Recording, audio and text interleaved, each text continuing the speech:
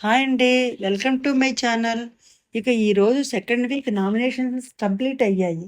ఈరోజు నామినేషన్స్ చాలా సిల్లీ రీజన్స్‌తో చప్పగా సాగాయి. ఈరోజు ప్రేరణ ఫస్ట్ నిఖిల్‌ని నామినేట్ చేసింది. మీ టీం వాళ్ళు ఈరోజు బ్రేక్‌ఫాస్ట్ ఎందుకు చేయలేదు? పక్కకు లేని వాళ్ళు చేశారు. మీ టీం సభ్యులు చేయవలసిన పని అదే కదా! అది మీరు చేయించారు కదా అంటుంది. నిఖిల్ అయితే డిఫెండ్ చేసుకున్నాడు. నెక్స్ట్ సీతను నామినేట్ చేసింది. డస్ట్‌బిన్ గురించి పదే పదే అంటున్నావు.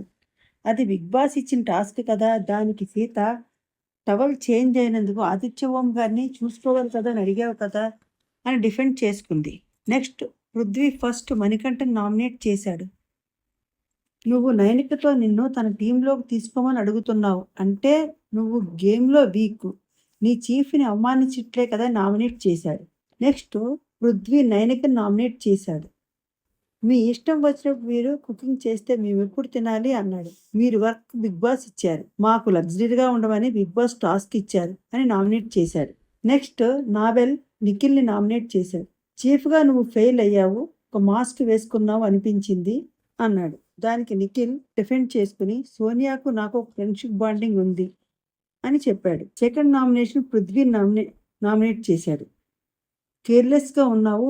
టవల్ టేబుల్ పైనే ఉంది. మీకు లగ్జరీ రూమ్ ఇచ్చారు. మీకు పవర్ వచ్చింది. ఫర్నిచర్ మీద కాలు వేసుకుంటున్నావు అని నామినేట్ చేశాడు.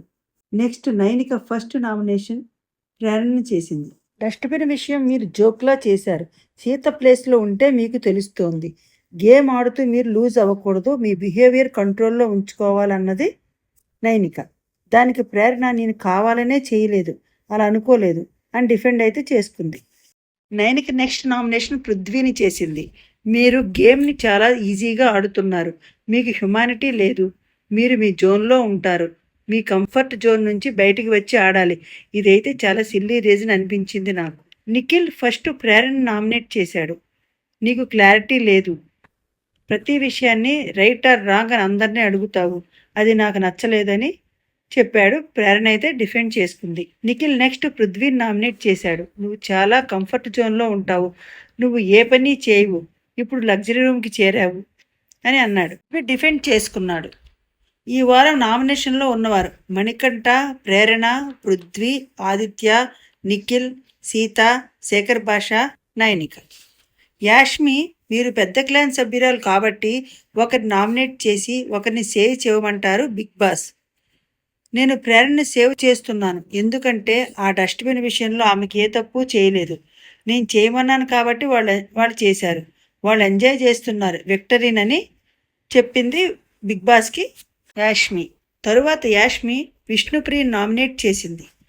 చాలా ఎమోషన్గా అవుతున్నావు. అది నా క్లాన్కి కొంచెం డిస్టర్బ్ అవుతుంది అని ఆమెను నామినేట్ చేసింది. ఓకే, నామినేషన్స్ కంప్లీట్ అయిపోయాయి. ఎన్ని వీక్స్ జరిగినా ఆ డస్ట్బిన్ గురించి, అడల్టరీ గురించే ఉంటుంది. ఈ సీజన్ అయితే చాలా బోరింగ్గా ఉంది. నాకైతే ఒక ఛాలెంజింగ్ గేమ్ చూసిన ఫీలింగ్ అయితే కలగడం లేదు. నెక్స్ట్ బిగ్ బాస్ ఇక నుంచి ఇంటి సభ్యులకు నో రేషన్ అని చెప్పాడు. ఇక నుండి మీకోసం ఆహారాన్ని మీరు సంపాదించుకోవాలి.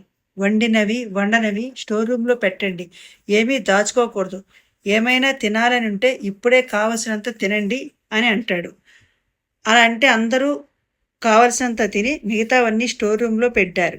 ఇక ఫుడ్ లాక్డౌన్ స్టార్ట్ అయ్యింది.